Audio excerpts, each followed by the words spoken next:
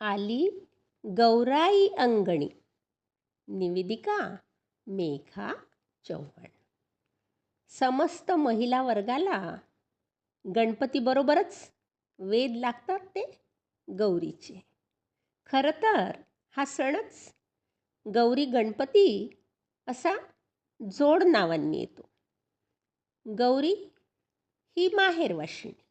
ती येताना माहेराची आठवणही घेऊन येते. सासरची प्रतिष्ठा जरूर वाढवायची, पण माहेरच्या अभिमानाला ठेच लागू द्यायची नाही. ही दुहितेची जबाबदारी असते. अशाच नात्यांचा आढावा घेण्याचा हा छोटासा प्रयत्न. अगदी अलीकडेच नारळी पौर्णिमा होऊन गेली. फार पूर्वी हा सण कोळी लोकांच्या आनंदाचा सण मानला जात असे आणि बहुधा आमच्या लहानपणी तो दिवस असे साखर भाताचा, ओल्या नारळाच्या करंज्या खाण्याचा. सर्व सणांची, संस्कारांची, रीतिरिवाजांची सरमिसळ अशी नवीन भारतीय संस्कृती आता रुजू लागली आहे. रक्षाबंधन हे तर आता सर्व भारतीयांना साजरा करण्याची पद्धत आता रूढ होत आहे. ती भावना आहे बहीण भावाच्या पवित्र बंधनाची व्यक्त करण्याची पद्धत वेगळी. पण माहेरचे प्रेम घेऊन येणारा भाऊ म्हणजेच बालपणीची आठवण. माहेराची ओढ ही आजच नव्हे तर जन्मताच स्त्रीच्या मनात असते. आपले बालपणीचे निर्व्याज जग माणूस कितीही मोठा झाला तरी विसरू शकत नाही. ही तर मानवी मनाची एक अवस्था. पण ज्ञानदेवांसारख्या जीवनाचे हलाहल पचवून स्थितप्रज्ञ वृत्ती गाठलेल्या धीर पुरुषालाही आपल्या विरण्यांमधून माहेर आठवते. कन्या सासूराशी जाये मागे परतोनी पाहे, तैसे झाले माझ्या जीवा केव्हा भेटशी केशवा. अशी ओढ केशवभेटीची लागते. इतकेच नव्हे तर दिवाळीच्या मुळा लेकी आसावली. क्रूब निकुमांची एक सुंदर कविता. घाल घाल पिंगा वाऱ्या माझ्या परसात, माहेरीच्या सुवासाची कर बरसात.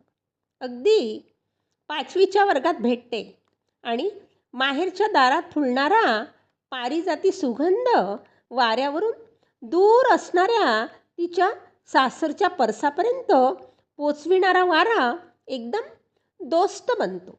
त्याच्यासोबत आईला सांगावा धाडते, सुखी आहे पोर सांग आईच्या कानात, आई भाऊसाठी परी मन खंतावत.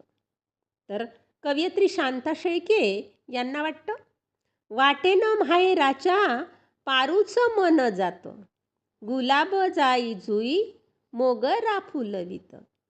माहेरच्या वाटेची आठवणसुद्धा तिच्या मनात जाई जुई मोगरा फुलवतो.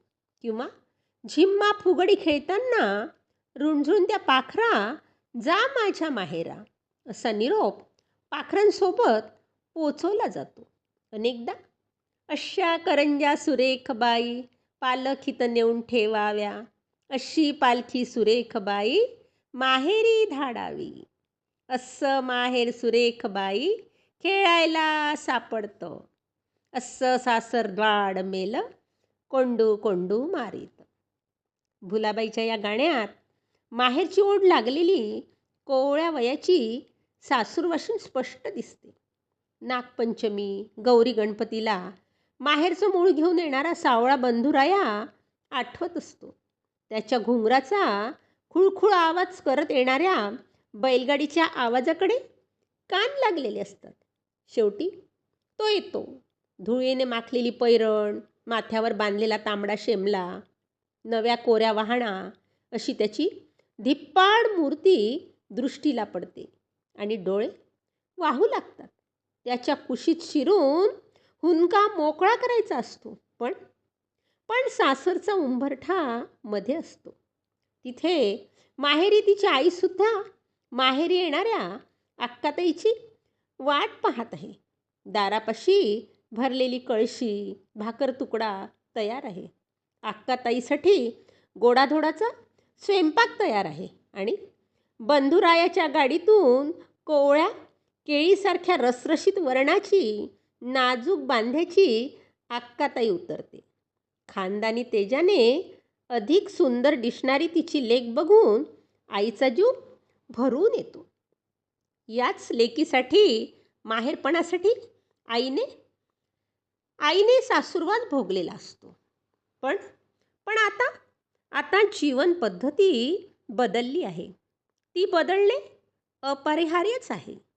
अर्थार्जन करावे हे स्त्रीचे कर्तव्य ठरले. पूर्वी तो कमावत असे व ती गृहव्यवस्था बघत असे. आज आज जीवनाचे संकेतच बदलले. वेळ व गती यांची चाके लावूनच माणूस धावू लागला. अशावेळी पूर्वीचा निवांतपणा कुठला? 8-8 दिवस माहेरवास कसा असणार? कारण पूर्वीची साजरी वहिनीबाई, गोजिरी शिपी हौसा त्यांचेही जीवन पूर्वीसारखेच निवांत कसे असणार?